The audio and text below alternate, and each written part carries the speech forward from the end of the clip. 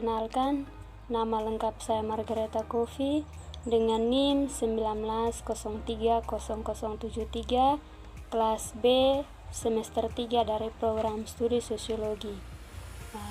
Jadi baik, di video kali ini saya akan membahas mengenai permainan tradisional yang ada di Pulau Timor, yaitu permainan asing. Permainan asing ini sangat terkenal di wilayah daratan timur, dan banyak yang mengatakan bahwa permainan ini berasal dari daerah Yogyakarta. Nama asing ini berasal dari kata asing sendiri yang artinya bergerak dengan bebas. Ada juga yang mengartikan bahwa asing ini adalah suatu permainan maju mundur melalui pintu-pintu. Asing adalah permainan yang menuntut ketangkasan menyentuh badan lawan atau menghindar dari kejaran lawan.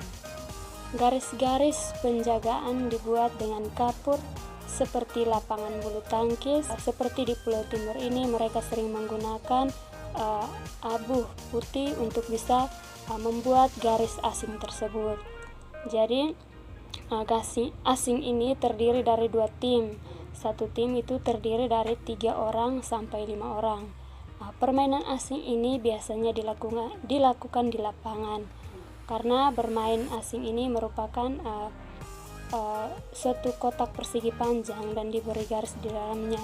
Maka itu permainan ini harus dilakukan di sebuah lapangan. Sekian penjelasan dari saya, terima kasih. Perkenalkan, nama saya Yalani Ransana Nobais, NIM 19030300061, kelas B, semester 3, prodi sosiologi. Pada kesempatan ini saya akan membawakan materi mengenai manfaat bermain gala asin atau yang bahasa lainnya disebut gobak sodor. Permainan ini tidak hanya sebuah permainan, tetapi memiliki manfaat bagi kita saat bermain. Ini hanya sekedar menyenangkan dan menarik saja. Permainan tradisional ini memiliki manfaat psikologis. Terdapat nilai-nilai pembelajaran, kompetisi sosial pada permainan gobak sodor atau gala asin ini. Pada permainan ini diajarkan bagaimana anak berusaha mengecoh lawan agar temannya dapat melewati garis. Ini memiliki jiwa kebersamaan, belajar dan kompak dan bekerja sama. Permainan ini juga mengajarkan kita untuk tidak putus asa dan tetap berusaha. Jangan sampai lawan yang berhasil melewati garis langsung membuat kita putus asa. Permainan ini pun sangat berguna bagi tumbuh kembang anak-anak dalam masa pertumbuhannya, karena dilakukan dengan cara menggerakkan seluruh badan sehingga dapat membantu dan melancarkan proses tumbuh kembang anak. Tubuh kecil anak yang terbiasa digunakan untuk bergerak akan dipenuhi dengan otot yang terbentuk. Selain itu, tulangnya bisa tumbuh dengan kuat dan padat sehingga akan menyokong postur tubuhnya dan menjadi lebih tegap.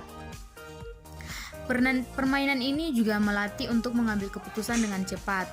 Keputusan itu diambil saat mereka sedang bergerak serta harus bisa mengatur supaya tidak bisa disentuh oleh lawan. Permainan ini juga mengajak untuk aktif berkoordinasi dengan temannya untuk mencapai kemenangan. Anak-anak secara tidak langsung terlatih untuk bekerja sama dan berkoordinasi dengan temannya, sebab bila tidak mereka akan terkena lawan dan kalah. Karena permainan ini membutuhkan banyak orang, maka permainan ini membutuhkan kerjasama dan kesabaran yang baik dari anak-anak.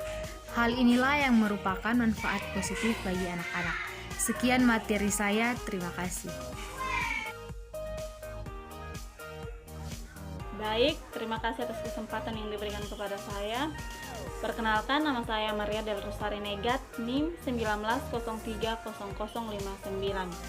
Di sini saya akan menjelaskan tentang cara bermain dan peraturan dalam permainan gala asin.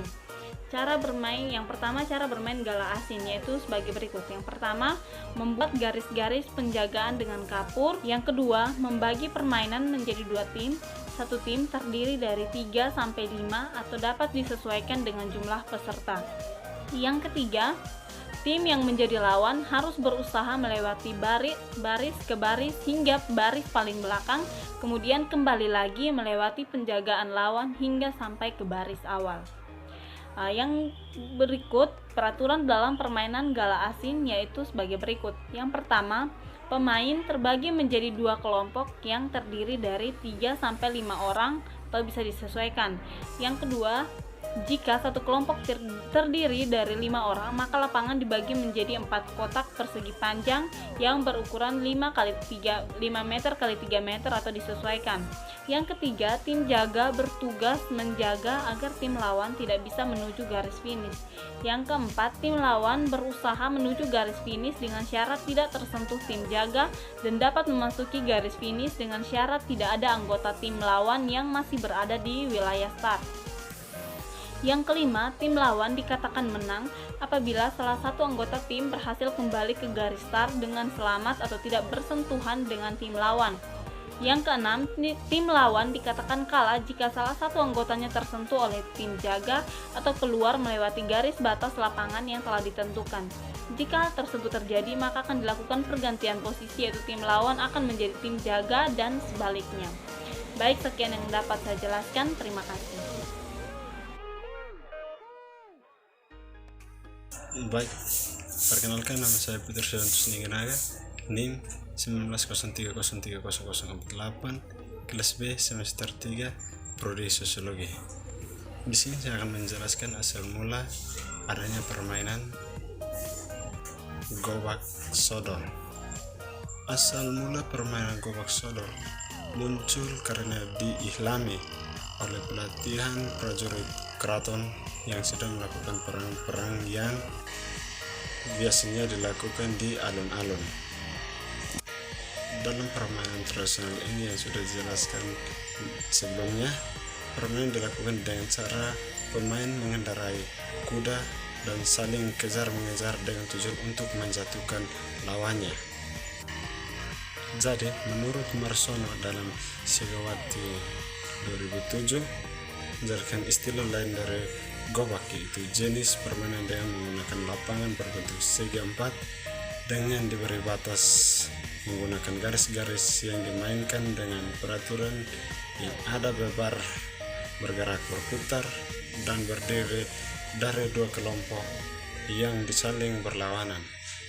Dalam permainan tradisional gobak sodor, setiap kelompok beranggotakan 4-7 orang yang memiliki tugas masing-masing sesuai wilayah kelompok yang sudah dibagikan.